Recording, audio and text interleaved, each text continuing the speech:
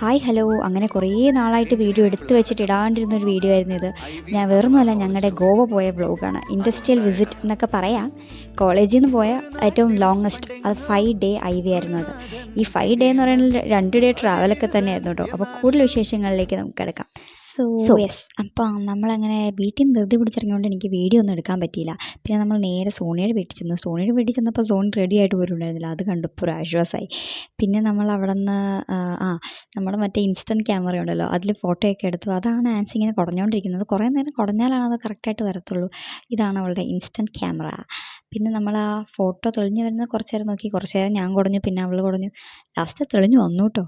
പിന്നെ എൻ്റെ പപ്പയാണ് എന്നെ അവിടെ കൊണ്ടുവിട്ടത്. പിന്നെ നമ്മൾ അവിടെ നിന്ന് സോണിയുടെ വണ്ടി അവിടെ നമ്മൾ പിന്നെ സോണിയുടെ വണ്ടിയിൽ ഒന്നിച്ചാണ് നമ്മൾ കോളേജിലോട്ട് പോയത്. ഞങ്ങൾ കോളേജിൽ ചെന്നപ്പോഴത്തേക്ക് അവിടെ എല്ലാവരും തന്നെ ഓൾമോസ്റ്റ് വന്നുകൊണ്ടൊക്കെ ഇരിക്കുമായിരുന്നു. പിന്നെ അവിടെ അധികം താമസമൊന്നും ഉണ്ടായിരുന്നില്ല. പെട്ടെന്ന് തന്നെ റോൾ നമ്പറൊക്കെ വിളിച്ച് അറ്റൻഡൻസ് ഒക്കെ നോക്കി എല്ലാവരും ബസ്സിലേക്കൊക്കെ കയറി സെറ്റിലായി. ബസ്സിൽ കയറിയാൽ പിന്നെ അറിയാലോ, പിന്നെ പാട്ടായി, ഡാൻസായി, പിന്നെ അടിപൊളിയായിരുന്നു. പക്ഷെ ഞങ്ങൾ കുറച്ച് നേരമാണ് ബസ് ട്രാവൽ ഉണ്ടായിരുന്നുള്ളൂ. ഞങ്ങൾ റെയിൽവേ സ്റ്റേഷനിലോട്ട് പോകുമായിരുന്നല്ലോ. പിന്നെ അവിടെ നമ്മൾ നേരെ റെയിൽവേ സ്റ്റേഷനിലോട്ടായിരുന്നു. എറണാകുളം സൗത്തിലാണ് നമ്മൾ ട്രെയിൻ കയറാൻ വേണ്ടി പോയത്.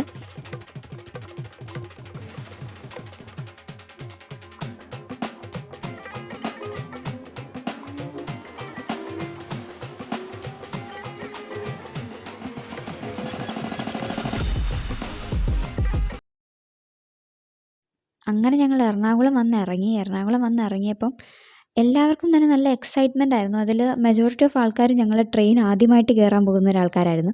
അപ്പോൾ നമ്മൾ ഈ റെയിൽവേ സ്റ്റേഷൻ ഇതൊക്കെ ടി വിയിലും സിനിമയിലൊക്കെ കണ്ട ഒരു പരിചയമല്ലേ ഉള്ളൂ. അപ്പോൾ അതിൻ്റെയൊക്കെ ഒരു ക്യൂരിയോസിറ്റിയിൽ ഞങ്ങളിങ്ങനെ എല്ലാം ദേ അത് കണ്ടോ, ദേ ഇത് കണ്ടോ എന്നൊക്കെ നോക്കി കണ്ട് നടക്കുമായിരുന്നു അവിടെ. ഞങ്ങൾ ചെന്നപ്പോഴത്തേക്കും ഓൾറെഡി ട്രെയിൻ അവിടെ വന്നിട്ടുണ്ടായിരുന്നു. പിന്നെ നമ്മൾ അധികം നേരം വൈകിയില്ല. പെട്ടെന്ന് തന്നെ ലഗേജൊക്കെ ആയിട്ട് കയറി ബസ് എല്ലാവരും അവരവരുടെ സീറ്റൊക്കെ കിട്ടി ഇരുന്നു. അപ്പം പിന്നെ നമ്മൾ വീട്ടിലേക്കൊക്കെ വിളിച്ചു പറഞ്ഞു നമ്മൾ ട്രെയിനിൽ കയറി, ഓക്കെ എല്ലാവരും ഉണ്ട് എന്നൊക്കെ പറഞ്ഞു. പിന്നെ ട്രെയിൻ പയ്യെ സ്റ്റാർട്ട് ചെയ്തപ്പോൾ ഞങ്ങൾ വിചാരിച്ചു, ഇതെന്താ ഈ ട്രെയിൻ ഇങ്ങനെ പോകുന്നത്? കാരണം നമ്മൾ കണ്ടിരിക്കുന്ന ട്രെയിൻ എന്ന് പറഞ്ഞാൽ ഭയങ്കര ഫാസ്റ്റസ്റ്റ് ആണ്, ഭയങ്കര സ്പീഡിൽ പോകുന്ന ഒരു സംഭവമാണല്ലോ. അപ്പോൾ ഈ ട്രെയിൻ പക്ഷേ അത് സ്റ്റാർട്ടിങ്ങിൽ ഇങ്ങനെയാണ് പോകുന്നത് എന്നുള്ളൊരു ഐഡിയ പോലും ഞങ്ങൾക്ക് ഉണ്ടായിരുന്നില്ല. പിന്നെ കുറച്ച് നേരം കഴിഞ്ഞപ്പോഴത്തേക്കും ട്രെയിൻ അതിൻ്റെ ഫ്ലോയിലേക്ക് മാറി. അപ്പോൾ മനസ്സിലായി, ഓ ഇതാണ് അതിൻ്റെ ഒറിജിനൽ സ്പീഡൊക്കെ എന്ന് മനസ്സിലായി. അങ്ങനെ ഞങ്ങളെല്ലാവരും പിന്നെ വർത്തമാനമൊക്കെ പറഞ്ഞുകൊണ്ട് ഇങ്ങനെ ഇരിക്കുമ്പോഴാണ് പെട്ടെന്ന് നെടുമ്പാശ്ശേരി എയർപോർട്ട് കാണുന്നത്. നെടുമ്പാശ്ശേരി എയർപോർട്ട് കാണുന്നതിൻ്റെ എക്സൈറ്റ്മെൻറ്റിൽ പിന്നെ ഞാൻ അതിൻ്റെയും ഒരു വീഡിയോ ഒക്കെ എടുത്തു. നല്ല രസമുണ്ടായിരുന്നു കേട്ടോ. നമ്മൾ ഫോണിൽ കാണുന്നതിനേക്കാൾ രസമാണ് നേരിട്ട് കാണാൻ, ഈ ലൈറ്റും കാര്യങ്ങളൊക്കെ ഇങ്ങനെ നിറഞ്ഞു നിൽക്കുമ്പോൾ.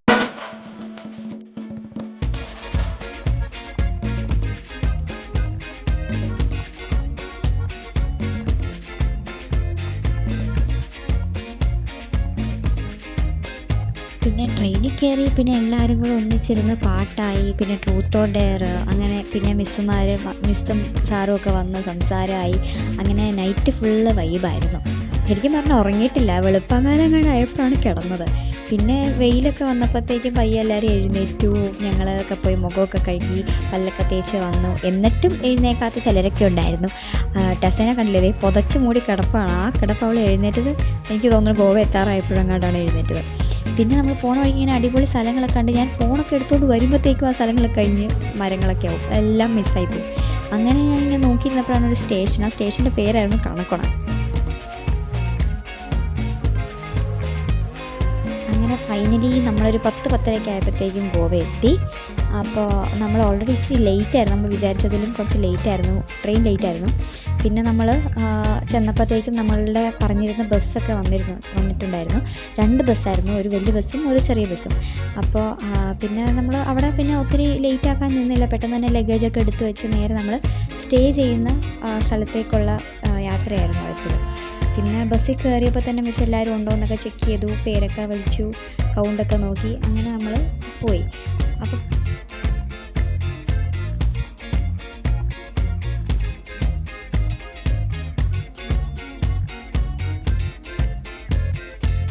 അങ്ങനെ പോണ വഴിക്ക് കണ്ടൊരു സംഭവമാണിത്. ഈ ബ്രിഡ്ജ് എന്താണ് ഇതിൻ്റെ പേര് എന്നൊന്നും എനിക്കറിയത്തില്ല. എന്നാലും ഗോവയിൽ പോകുന്ന എല്ലാവരും ഇതിൻ്റെ വീഡിയോയും ഫോട്ടോയൊക്കെ ഇടുന്നത് ഞാനും കണ്ടിട്ടുണ്ട്. അതുകൊണ്ടാണ് ഞാനും ഇതിൻ്റെ വീഡിയോ ഒക്കെ എടുത്തത്. സംഭവം ഒരു വലിയ ബ്രിഡ്ജാണ്. അങ്ങനെ പോകുമ്പോൾ ഭയങ്കര മഴയായിരുന്നു കേട്ടോ അവിടെ. അപ്പോൾ ഞങ്ങൾ വിചാരിച്ചു ദൈവമേ പ്ലാനൊക്കെ കുളമാവും. ബട്ട് പ്രശ്നമൊന്നും ഉണ്ടായിരുന്നില്ല. കുറച്ച്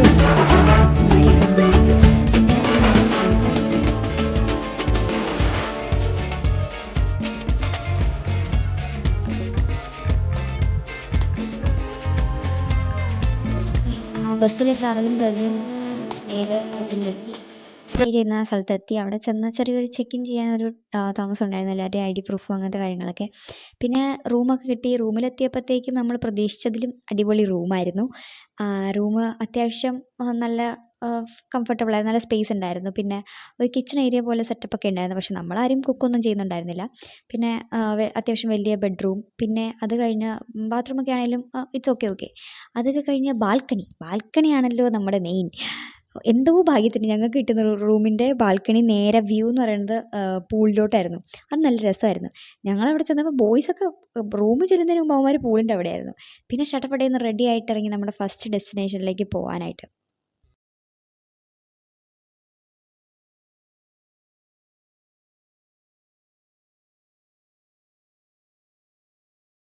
അങ്ങനെ ഞങ്ങളുടെ ഗോവയുടെ ഫസ്റ്റ് ഡെസ്റ്റിനേഷനിലേക്ക് ഞങ്ങൾ എത്തിയിരിക്കുകയാണ്. അഗോഡ ഫോർട്ടായിരുന്നു. നല്ല വെയിലായിരുന്നു. ആക്ച്വലി ഞങ്ങളൊരു വൈകുന്നേര സമയത്താണ് അവിടെ എത്തിയെങ്കിലും വെയിലിനും ചൂടിനും ഒരു കുറവും ഉണ്ടായിരുന്നില്ല. പിന്നെ അത്യാവശ്യം തണലുള്ള സ്ഥലത്തൂടെയൊക്കെ നോക്കി നടന്ന്, പിന്നെ ഏതോ ബിൽഡിങ്സിൻ്റെ അകത്തൂടെയൊക്കെ പോയി കുറേ ഫോട്ടോയൊക്കെ എടുത്തു. എല്ലാവരും ഇങ്ങനെ കറങ്ങി നടന്നു. പിന്നെ ഇതിൻ്റെ അപ്പുറത്തൊരു കടലാണ് കേട്ടോ. അതിൻ്റെ വീഡിയോ എടുക്കാൻ വിട്ടുപോയെന്ന് തോന്നുന്നു. ഞാൻ അവിടെയൊക്കെ എൻജോയ് ചെയ്ത് നടക്കുമായിരുന്നു. അപ്പോഴാണ് ഒരു ഗുഹ പോലത്തെ ഒരു സംഭവം കണ്ടത്. അപ്പോൾ എന്താണതെന്ന് അറിയാൻ വേണ്ടിയുള്ള ഒരു ക്യൂരിയോസിറ്റിയിൽ അങ്ങോട്ട് പോയപ്പം അവിടെ രണ്ടുപേരും ഫോട്ടോ എടുത്തുകൊണ്ടിരിക്കുകയായിരുന്നു. ഞങ്ങൾ വരുന്നത് കണ്ടിട്ട് അവർ മാറിയൊക്കെ തന്നു കേട്ടോ. പക്ഷേ ആ ഒരു ഇതിനൊന്നും ഉണ്ടായിരുന്നില്ല. അങ്ങോട്ട് ആ ഗുഹയുടെ അകത്തേക്ക് കയറിയപ്പോൾ വെറുതെ ഒരു വോള്, ആ വോളിൻ്റെ അകത്തൊരു ചെറിയൊരു ഹോള് പോലെ, ആ ഹോളിനകത്തൂടെ സൺലൈറ്റ് അടിക്കുന്നു, അത്രയേ ഉണ്ടായിരുന്നുള്ളൂ. കാര്യമായിട്ടൊന്നും ഉണ്ടായിരുന്നില്ല.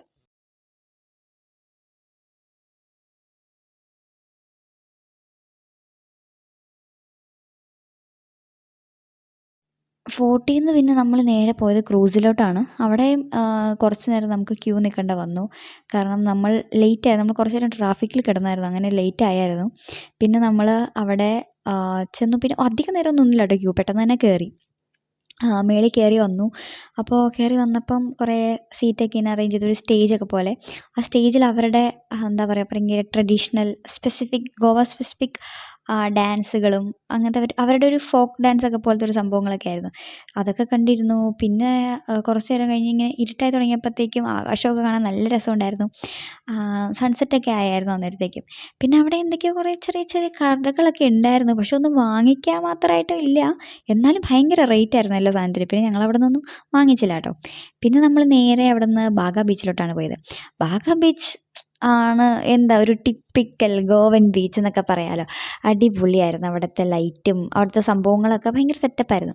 പിന്നെ അവിടെ എന്തൊക്കെയോ DJ പാർട്ടിയോ അങ്ങനെ എന്തൊക്കെയോ ഒരു സംഭവങ്ങളൊക്കെ നടപ്പുണ്ടായിരുന്നു. ഞങ്ങൾ കുറച്ച് നേരം ആ പാട്ടൊക്കെ കേട്ട് അവിടെ നിന്ന് തുള്ളി.